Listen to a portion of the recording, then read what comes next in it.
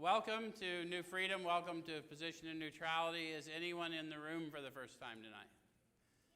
Good. Very good. Very good.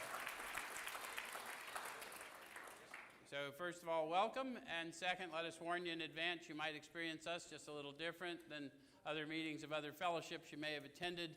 The primary reason that's liable to happen is we intend for you to have a different experience here.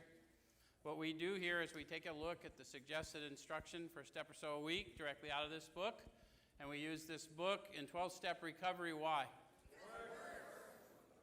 The process described by the authors of this book has been proven to work for addicts of the hopeless variety, addicts to alcohol and other substances. So what I'll do for you, or I'll try to do for you, is I'll try and show you how I find my experience in the book, because it's a book of experience.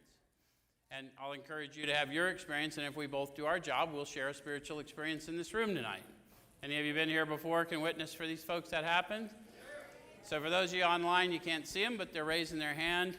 In 12-step recovery, when we speak of a spiritual experience, we're talking to you about a sensory experience, right? You'll feel it, and when you do, we'll know. And so when I know what's going on, I'll call it to your attention so that you understand that we're not talking about something conceptual, we're talking about something experiential. We would cheat you to talk to you about the power we call God without a demonstration of the power. Fair enough? So tonight we're going to look at step 3, but before we do that, for those of you inclined, we have a church service in New Freedom because some of our people can't go out or don't care to go out. Every Saturday night, 7 o'clock the doors open, 7:30 is the service. Chaplain Sam Lee, 30 years with the Department of Corrections. You guys, some of you may know him from there. He officiates that, and you all are welcome, and your families are welcome. It is the Recovery Church. Everyone is welcome there. Okay, so having said that, we're going to take a look at the step 3 experience, and it starts in chapter 5, chapter called How It Works. For those of you who want to follow along in a book. Any of you never read this book before? Everyone's read it or tried to read it? Or you've not read it? Okay.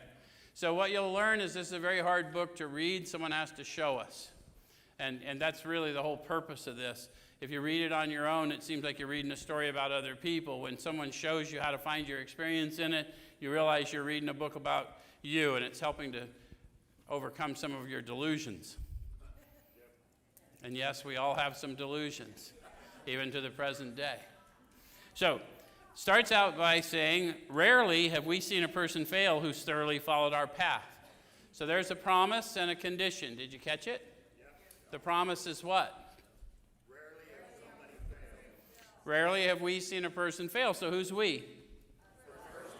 Their first 100. And this is the book, the story of the first several thousand men and women who have recovered. So they have a good body of evidence, evidence-based, that they have very rarely seen someone fail. The condition was what?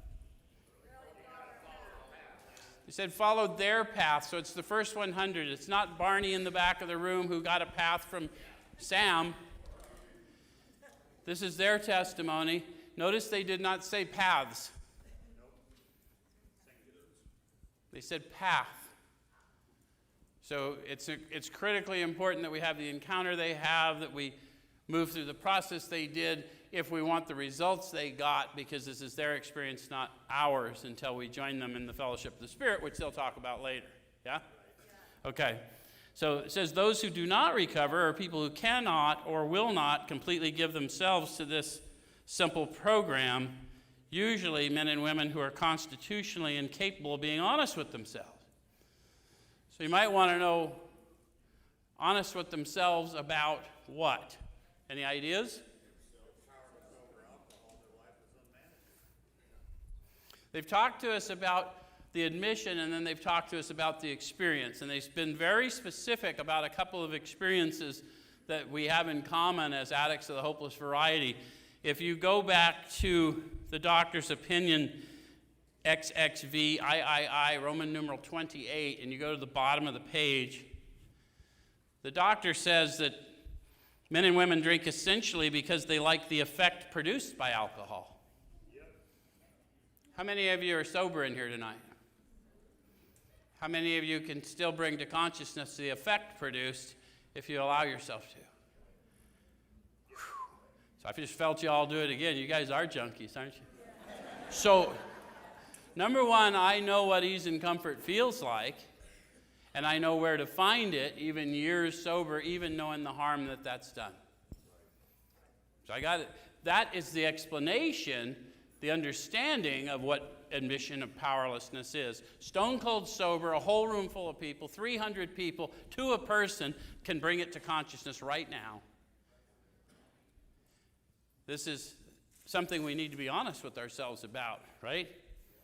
And then what it tells us is the sensation is so elusive that while they admit it injurious, they cannot after a time differentiate the true from the false. To them, their alcoholic life seems the only normal one. They are restless, irritable, and discontented unless they can again experience the sense of ease and comfort which comes at once by taking a few drinks which they see others taking with impunity. So when you stopped, the rest of the world didn't stop using drugs and drinking. True? Did you notice that? They still sell at the store. They didn't, have a moratorium in honor of your stopping. No, nothing like that.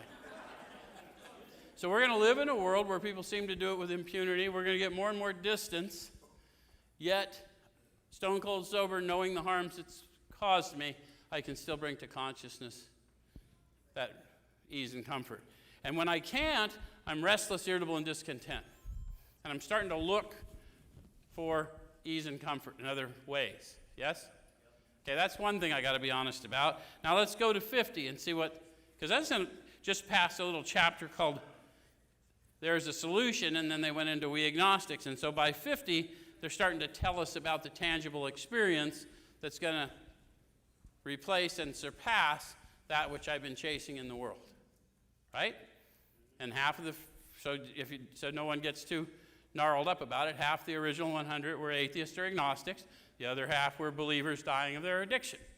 So regardless of where you are in your belief, to a person, this is the experience. Fair? So we're on page 50. So here are thousands of men and women, worldly indeed. I'm at the bottom of the page, sorry. They flatly declare that since they've come to believe in a power greater than themselves, to take a certain attitude toward that power and to do certain simple things, there's been a revolutionary change in their way of living and thinking. How many of you could use such a revolution? How many of you have been sober a while and still realize the need for a revolution on an ongoing basis? Okay. So in the face of collapse and despair, in the face of the total failure of their human resources, they found that a new power, peace, happiness, and sense of direction flowed into them. Does that sound conceptual? Does that sound like a God of your understanding? No, that sounds like a God that surpasses all understanding. Flowing into me regardless of my belief, to a person. There were some conditions. Came to believe in a power greater than myself, take a certain attitude toward that power, and to do certain simple things. We're talking about step 3. What do you think those certain simple things might be? Maybe 4 through 12. And then wash, rinse, repeat, right? Because it's a manner of living, not a workbook exercise. So those are the 2 things I got to be honest about. I've had my encounter, that was last week. I've had that expression of power within me. I have experienced powerlessness. I just refreshed my mind when I brought to consciousness the ease and comfort from the drugs or the alcohol, even though I'm sober many years and know the harms it's done. And so this is what I've got to be honest with myself about as I learn to discipline my mind. Does that make sense? Yes. Okay. So,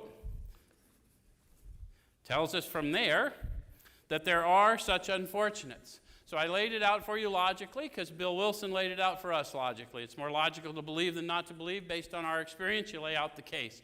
And his observation is even though we lay that out, there is still somebody in every room that says, I felt that, but I'm not buying that crap. I'm just fine. I don't pick up no matter what. Screw you. And that's okay. That's okay, but they're there. There are such unfortunates.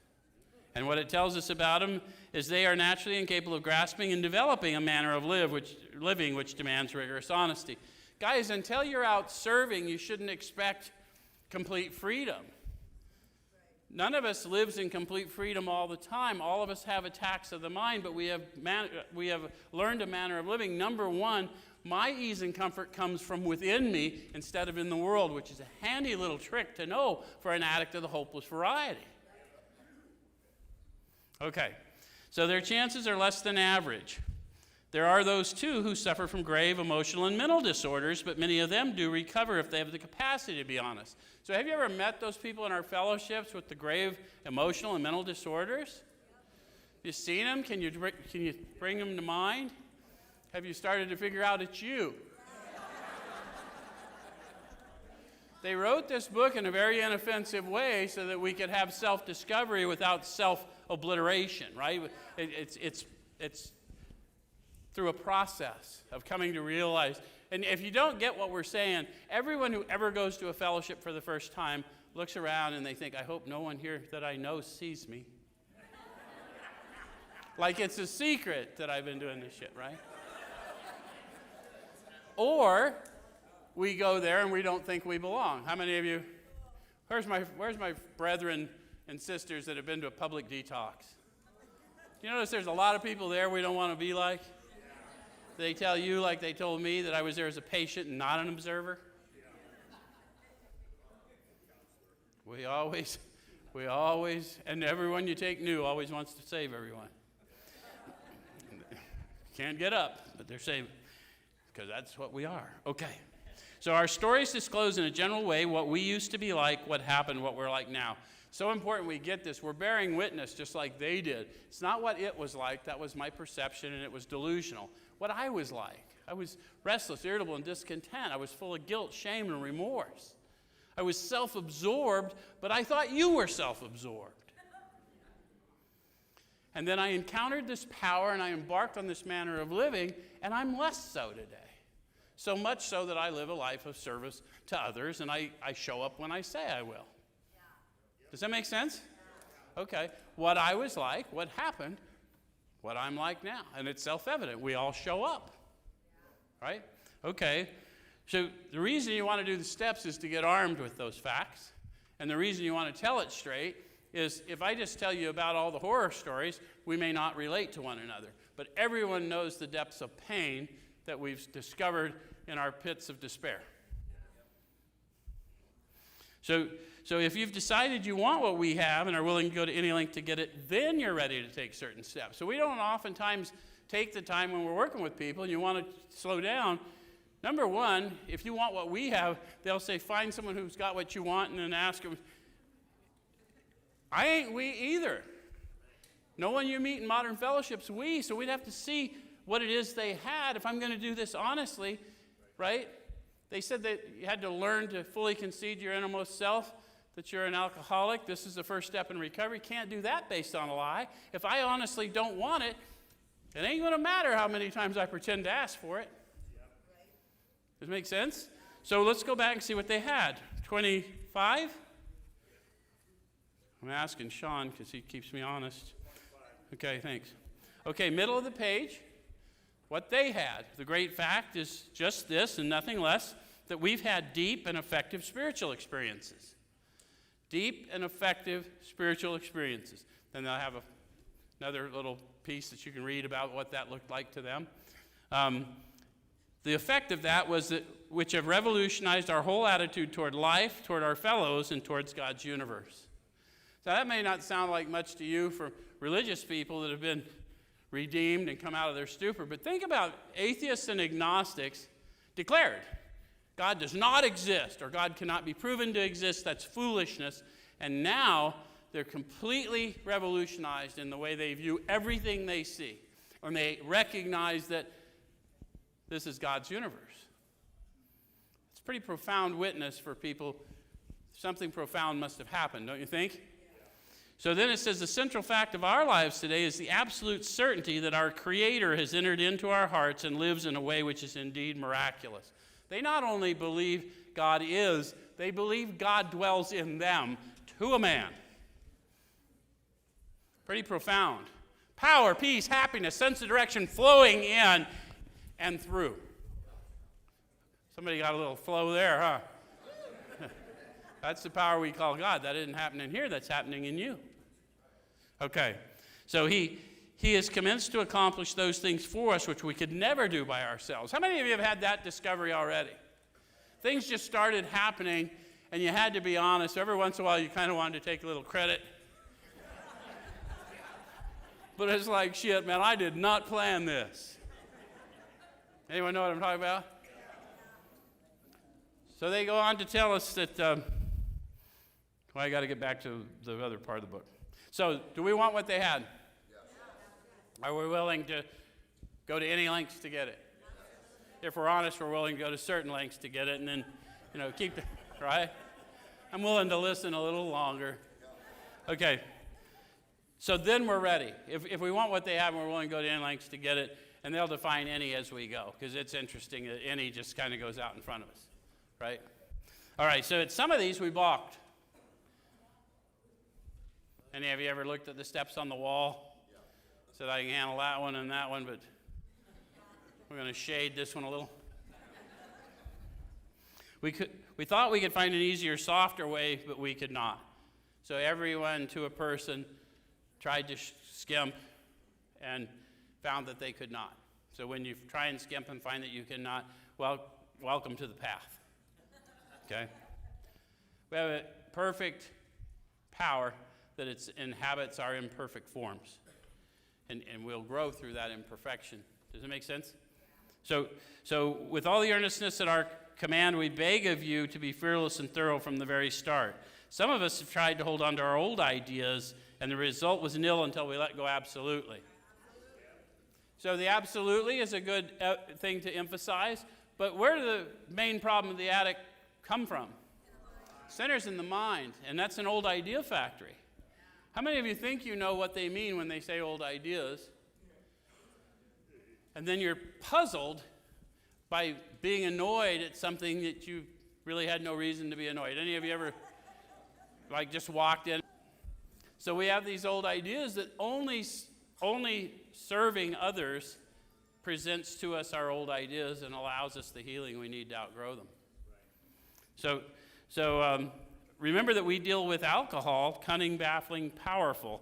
Without help, it's too much for us. But there is one who has all power. That one is? God power, interchangeable. Yes, sir. So what do we really believe, even though we can profess it? How many of you thought someone else caused how you thought or felt today? The rest of you are lying. So we're walking asleep, and it isn't until we think someone else is causing our pain that we have an opportunity to awaken, but only if we go inward to seek the power, right? What are you showing me? What are you showing? You get what they're saying? So may you find him now. So that's important. The reason I wanted you to say, where are we going looking now? I don't need the lights, the scenery, and the ballet to be adjusted. I need to go inside and get some wisdom, some power, peace, happiness, sense of direction, yeah? Okay. So this says half measures availed us nothing. How many of you have given it a half measure or two and thought, shit, it got me at least half? And it wasn't until you realized you had nothing after something went wrong that you realized it really availed. Any of you ever do that? Thought you made a shortcut and then ended up reintroduced to the same teacher? We stood at the turning point. We asked his protection and care with complete abandon. So now they've had their encounter, power, peace, happiness, sense of direction. Somebody pointed out to them, that's the power we call God. If you'll walk in this way, if you'll serve, you'll come to know that you're in relationship. Right? All right, so here are the steps we took, which are suggested as a program of recovery. I'm not going to read through the steps, but I'm going to go over to page 60, and I'm going to look at their response to it. Many of us exclaimed, what an order, I can't go through with it. How many of you looking at the steps on the wall you might not have been that polite about it, but the thought about a searching and fearless moral inventory, sharing it with somebody else, making amends for harms done, even being able to have the mental capacity to create a list for all the people I've harmed, for God's sake. Have you ever contemplate what that is? So many of us exclaimed, what an order. I can't go through with it. And what is our response? Do not be discouraged. I know I hear bullshit, but that is not true. Because to a person, we've looked at it and go, I can't do this. No, you can't from here, but you will have what you need when you get where you're going. Walk with us. Right? So do not be discouraged. No one among us has been able to maintain anything like perfect adherence to these principles. We're not saints. The point is that we're willing to grow along spiritual lines. Are you willing to grow along spiritual lines? Are you willing to improve your consciousness, your awareness of being aware of power, peace, happiness, and a sense of direction flowing into you on an ongoing basis? Remember, my problem was I'm restless, irritable, and discontent unless I can experience that sense of ease and comfort. So they didn't take away my dependency. I shifted it to the divine, to the Creator. And I remain every bit as dependent, if not more dependent. Okay. So we claim spiritual progress rather than spiritual perfection. Our description of the alcoholic, the chapter to the agnostic, and our personal adventures before and after made clear 3 pertinent ideas. So we're going to go through the 3 pertinent ideas, and we're going to see how they broke it down, and then we're going to take a look at the rest of the decision, right? So, A, that we were alcoholic and could not manage our own lives. Notice how they separated those 2 things. How many of you have been through your step process at least through 1 and 2? How many of you noticed you copped to unmanageability in 1, but you didn't learn about it till 2? So they tricked you into an act of faith before you ever got started. See why you don't change the book? Because it's written so well as to get you moving forward into, so what is the unmanageability of my life? Prey to misery and depression, can't seem to be of real help to other people, can't make a living, I can get a job, you can't keep a job. All right, anyway, I have done that with a parrot. I really have lived in my car with a parrot. And it's a big motherfucker, too. So, B, that probably no human power could have relieved our alcoholism. And C, that God couldn't would if he were sought. So these pertinent ideas are what is going to manifest into a decision, and a decision implies action. So we got to go back to what the old-timers always used to school us. If there's 3 frogs on a log and one makes a decision to jump, how many frogs are on the log? 3. All 3, because all they did was make a decision, they didn't jump. There's no evidence of a decision until an action is taken. Okay, so being convinced, we were at step 3. See, I don't have the power to enact a decision yet because I haven't really done this 3rd step, because I haven't asked the power I encountered in 2 to enjoin me in this search within me. So I'll have an inventory going once I've made a decision. Make sense? Okay. So, which is that we decided to turn our will and our life over to God as we understood him. Just what do we mean by that, and just what do we do? So over the years, people have said it's the God of your understanding. That's not what they said. So be careful, because well-meaning people deceive because they were taught something that's false. Bill told you clearly how he understood God. He had been an atheist. Then he said, I'm probably an agnostic. And then he said, Ebby came to the door, and he was overwhelmed by presence, and he started having these remarkable experiences, and then he figured out that there was a miracle sitting across the table from him, because Ebby could not be sober. And he said, at long last, I saw Ebby sitting across from me. I felt, and then I believed. If God isn't real, that ain't the right one. I don't care how many people with how many digits tell you otherwise. Precise instructions, as we understood him, is not the same as you understand him. Because it's not your testimony. Okay. So just what do we mean by that, and what do we do? The first requirement is that we be convinced that any life run on self-will can hardly be a success. So are you convinced? Based on what? Based on your experience. And now read the sentence again. It says any life.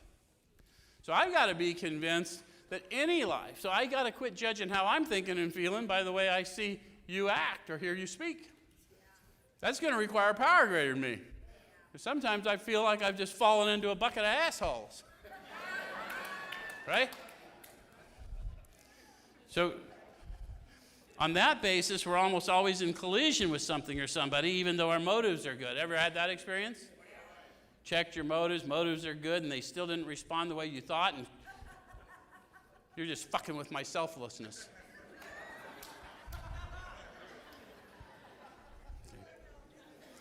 Most people try to live by self-propulsion. Listen to the words they use. They use the words they mean the words they say. They're just talking to us about people now. When they want to talk about me, they'll say alcoholic. When they're talking about the rest of the world, they'll just say people. Each person, like an actor who wants to run the whole show, is forever trying to arrange the lights, the ballet, the scenery, and the rest of the players in his own way. If his arrangements would only stay put, if only people would do as he wished, the show would be great. How many of you ever had that belief? How many of you had everybody kind of do it the way they were supposed to and you still weren't pleased? Life would be wonderful. In trying to make these arrangements, our actor might sometimes be quite virtuous. He may be kind, considerate, patient, generous, even modest, and self-sacrificing. Is that you? Or we describe Sean. Anyone else? Modest, self-sacrificing, kind. Come on, I encourage you to find yourself there. We're talking about humans. Every human has these traits. You know, our motto here, our operating code is that we empower the innate goodness in every human being. We believe it here. I want you to believe it where you sit. It's in you. Kind, tolerant, considerate, patient. It's all there. On the other hand, he may be mean, egotistical, selfish, and dishonest. How many of you recognize yourself there? How many are pretty sure you recognize Sean there? But as with most humans, he's more likely to have varied traits. So we're gonna start acknowledging our human condition here, right? We're set aside the alcoholic condition because for that I'm hopeless. I'm going to need a new dependency. So I'm going to have to own my humanity in order to get what I need. Yeah? Okay, so what usually happens? Show doesn't come off very well. He begins to think life doesn't treat him right. Any of you get there? How many of you have been there this week? Why me? Why does this always happen to me? He decides to exert himself more. He becomes on the next occasion still more demanding or gracious, as the case may be. And still the play does not suit him. So have you tried it both ways? Have you tried to will your way into a situation by being kind, and when that didn't work, just went off? Admitting he may be somewhat at fault, he's sure that other people are more to blame. How many of you can relate to that? You know why that's a bad plan? Because there's one who has all power. So if I'm assigning that to you, who I believe is attacking me, I'm in deep doo-doo. He becomes angry, indignant, self-pitying. What is his basic trouble? When they put a question mark, they want you to go inward. So eyesight without insight is spiritual blindness. Go introspective. Your eyes are lying to you. There's a reason you're having this experience. Yeah? Okay? Is he not really a self-seeker even when trying to be kind? How many of you have discovered that about yourself and were a little disappointed? Because you meet them on both sides, right? We meet people that are just fine with being a self-seeker and proud of it, and it's not working out good for them. And then we meet the people, I always give more than I have, and yet you're in the same fucking detox with me. How did it happen? Perhaps I missed something. It make sense? So whatever end of the spectrum we're on, we've got some fear driving us that's manifesting in ways that's not serving us, yes? Okay. So is he not really a self-seeker even when trying to be kind? So am I so enamored with your opinion of me that I'm doing something I really don't want to do and I'm going to be disappointed because you didn't receive it? None of you have ever done that? None of you ever desperately wanted someone to like you, so you started acting in a way that you thought they would like, and then they still didn't like you, and now you didn't like you? They don't have a chance to like you because you never showed them the real you. And if you don't like you, it won't matter how much you try to make, you know what I mean? It's just so he becomes angry and indignant, self-pitying. What is his basic trouble? Is he not really a self-seeker even when trying to be kind? Is he not a victim of the delusion that he can wrest satisfaction and happiness out of this world if only he manages well? Have you noticed that we're a little interconnected in this world? Do you understand why they're saying it's delusion to think that I can wrest satisfaction and happiness out of the world if I manage well? How many of you had it all mapped out and it still didn't go according to plan?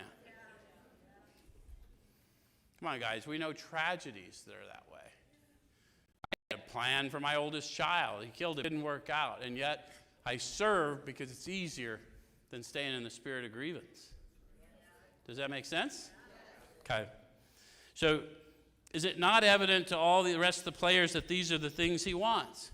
Have you ever had anyone find out that you really weren't in charge while you were running around acting in charge?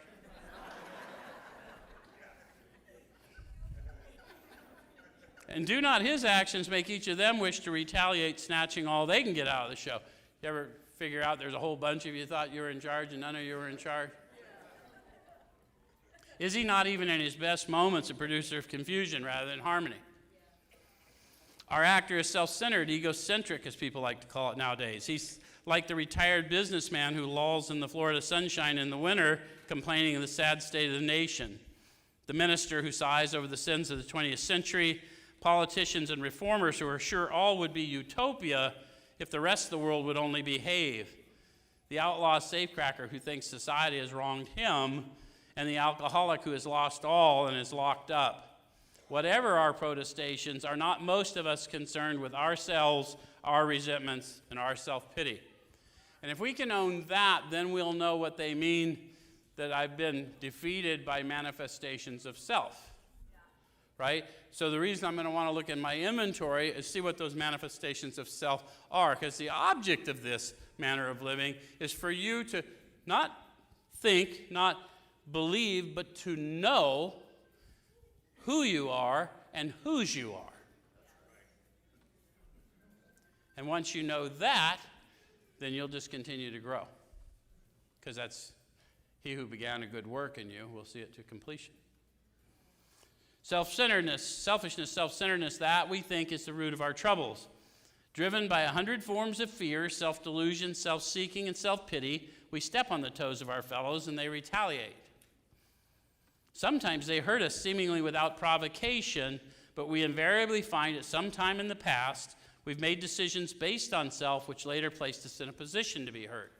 So I'm always careful here for if you're new and you haven't read this book. Remember, this is their experience. They wrote it after an experience they had had. These guys had been in the manner of living for years at this period of time, 1 to 4 years, some more. The point of the matter is they're writing this part in past tense. So many of us had difficult upbringings. We had difficult adult relationships. You were harmed by people. You were harmed by institutions. You were harmed by things. We're not saying that you had a part in that. What we're saying is if you're still dying in a spirit of grievance over that, even though you've had the power to get through that, that if we can arm you with the facts about yourself, we can, in serving others, get you the power to heal you from that. Does that make sense? Okay, so no one's saying what you went through is not valid, but what I'm saying is what you went through prepared you to be a warrior. But we don't fight with our fists anymore. We fight with the fists of our mind. We love radically, right? Okay. So our troubles, we think, are basically of our own making. Well, that's a problem. The main problem centers in the mind, and the solution's deep down inside of me. I got a war going on within me. Who's going to win? The one I feed. Feed the Spirit wins. Feed the world, you're powerless to stop what the world delivers. They arise out of ourselves, and the alcoholic is an extreme example of self-will run riot, though he usually doesn't think so. So now they're talking about me. Remember I told you they were talking about people? They're just regular examples of self-will run riot. Now they're talking about me. I'm an alcoholic. I'm an extreme example of self-will run riot, and I don't think so. What's the chances I can live long and happily in the world? If I don't gain access to power and get this ship turning the other way, I don't stand a chance, right? So above everything, we alcoholics must be rid of this selfishness. That's why I like people to know that sitting in the rooms is the fellowship, in the book is the program. I've sat in rooms for years and heard people say things like, I wish those people out there would get a program like we got in here. And of course they mean the fellowship. And I'm sitting there in my very best non-judgmental harumph. And I wish these people in here would get a program like we got in here. Then I wouldn't have to listen to that inane nonsense coming out of. But that's not a spiritual response, because that's my human coming out. So we must, or it kills us, and God makes that possible. The world does not have to conform to me. The world doesn't have to concern itself with whether it triggers me. What I need to do is be a healing instrument, the hands and feet, the spearhead of God's ever-advancing creation. And I got to stay awake to that, because I know the end of the story. He wins. So God makes that possible, and there often seems no way of entirely getting rid of self without his aid. So how many of you look at that and go, I don't know, I could probably get rid of self without his aid? How many of you have contemplated that if you're aware of self, you're not rid of self? So the very notion that you could get rid of self means you're full of self. So it can only happen when we're unaware of self, focused on others.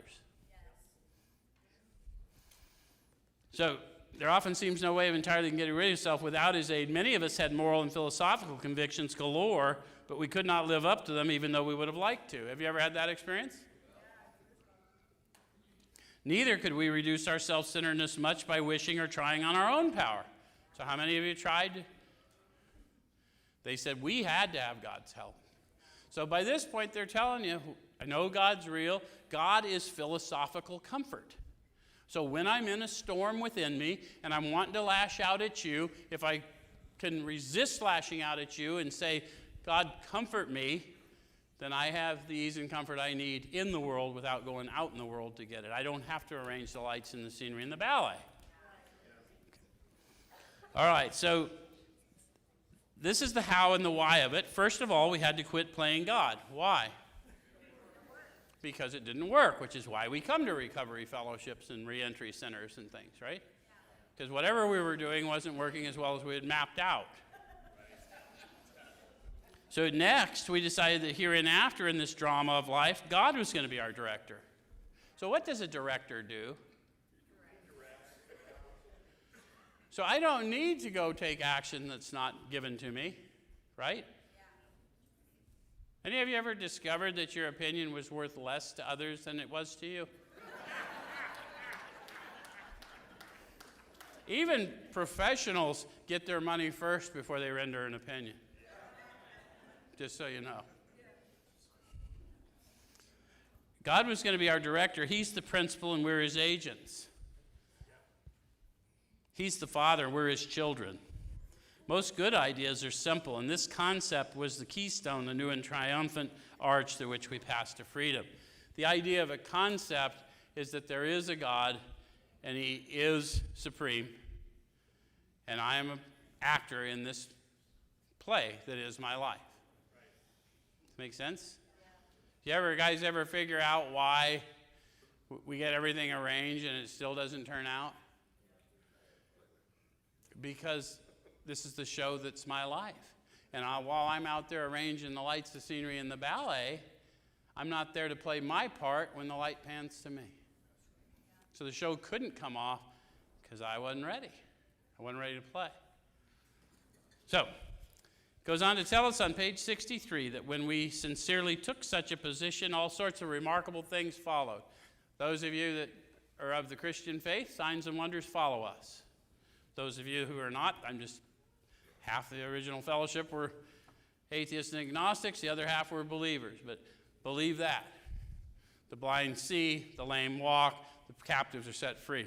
Don't believe that? Come hang out with us here. We had a new employer. The E in employer is capital. There are no small tasks performed for God.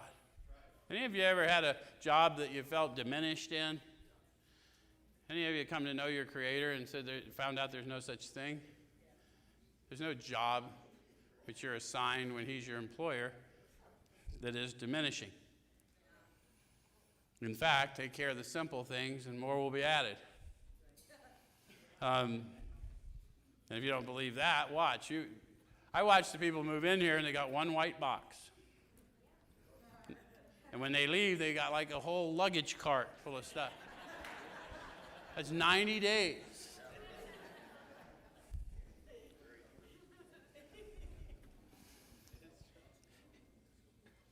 Being all-powerful, He provided what we needed if we kept close to Him and performed His work well. Where do we find God?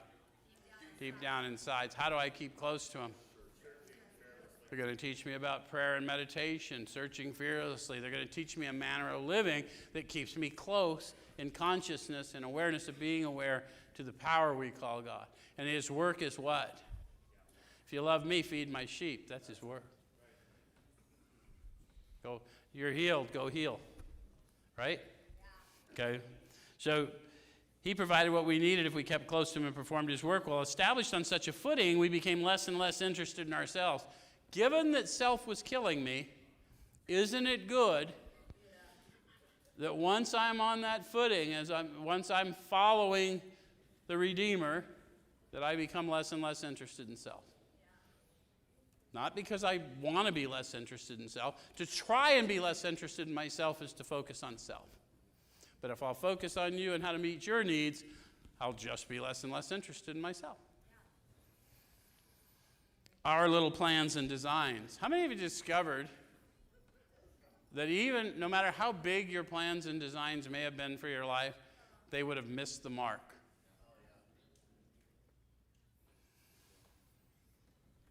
So, more and more, we became interested in seeing what we could contribute to life. As we felt new power flow in. I always like to call attention to that. I'm going to say a prayer and I'm going to feel new power flow in.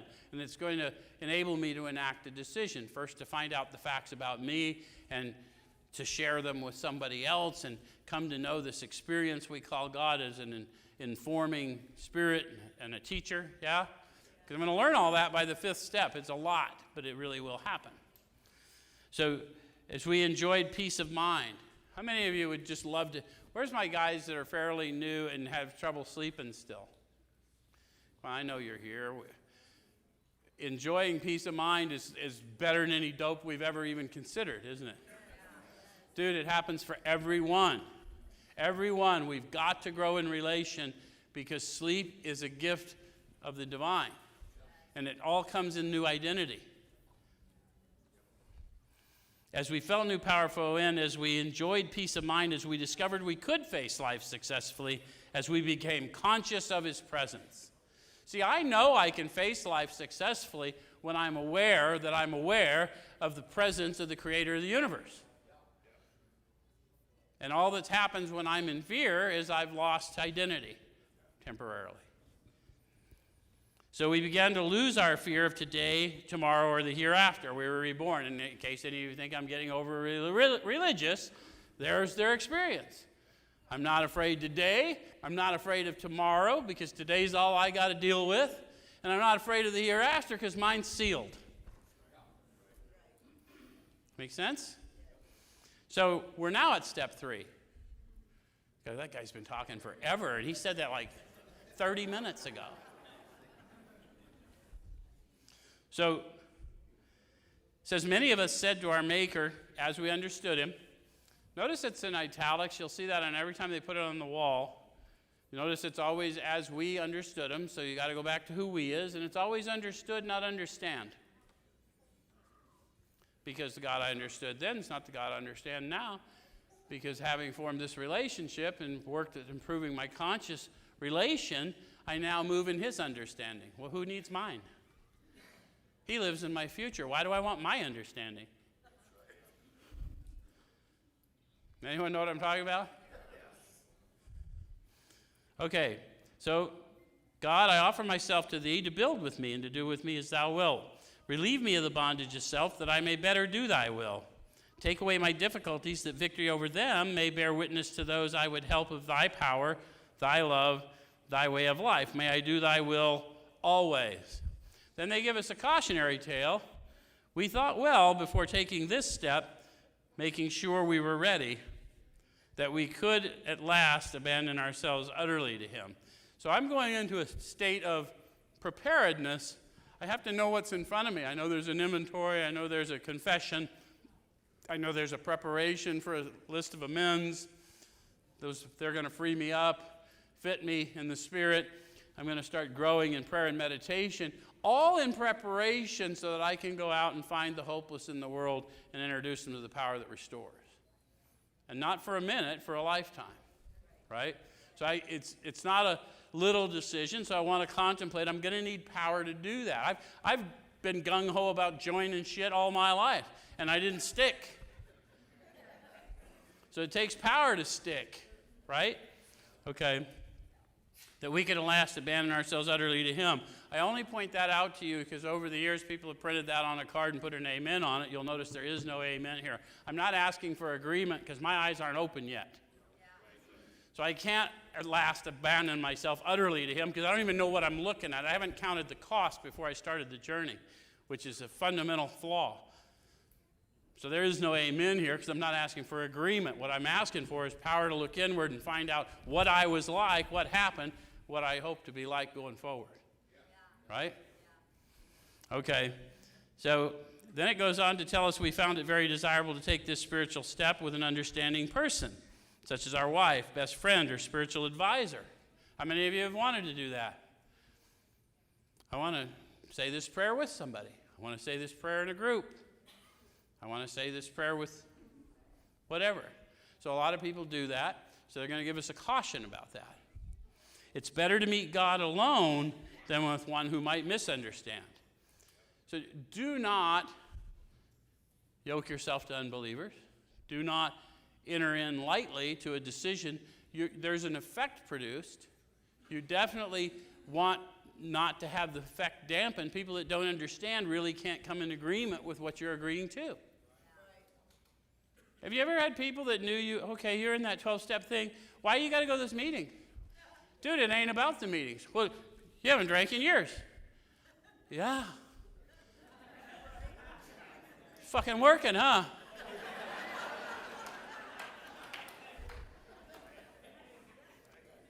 There's a whole manner of living. I'm going to have to get up from the dinner table and go get somebody who called me because he's twisted off again.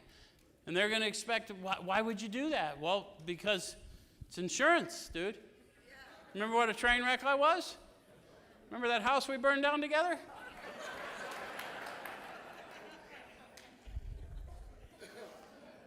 So it's better to meet God alone than with one who might misunderstand. The wording was, of course, quite optional, so long as we express the idea of voicing it without reservation. That's why I don't really like printed, pre-printed, and I prefer, especially with my people that are a little soft on their belief, write your own prayer. God knows how you talk. Speak sincerely to the deliverance you want. I guarantee you'll undershoot. Dude, all I wanted was a job a few years ago. Now I've got this hospital for God's people. It's a true story. And if you're not capable of prayer, that's fine. Just whatever you can utter is fine. God knows, right? All right, so it says voicing it without reservation, which is why I say you cannot fully concede to your innermost self based on a lie. God knows your condition. So when you're there, God knows, right? This was only a beginning, though if honestly and humbly made, an effect, sometimes a very great one, was felt at once. This is the reason I don't want people who don't understand joined in my meeting, why I may want to go meet God alone. Go look in a mirror read your prayer to yourself in the mirror, honestly and humbly made. An effect, sometimes a very great one, was felt at once to a person.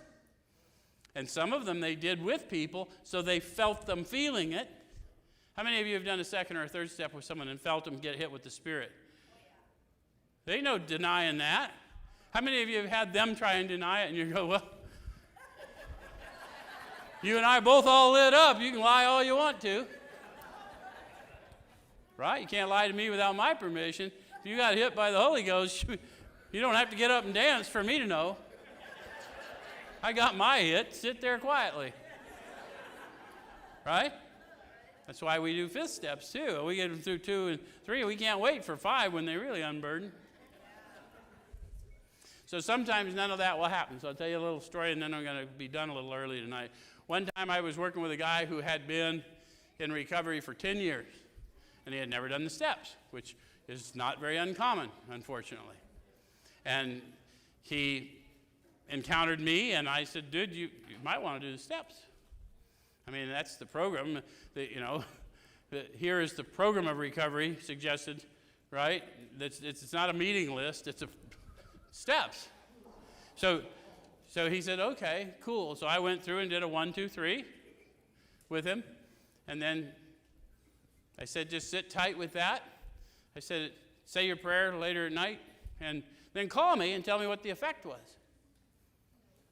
So I didn't hear from him until 9 o'clock or something that night. And he calls me and was noticeably agitated. And he says, well, I said that prayer, and I didn't feel nothing. But my inventory's done, and I'd like to go over it with you tomorrow. I said to the man, 10 years in recovery, you never did an inventory, and now you have one in less than 6 hours. Some people might consider that an effect. So that's it for 3, folks. Next week, we're looking at 4.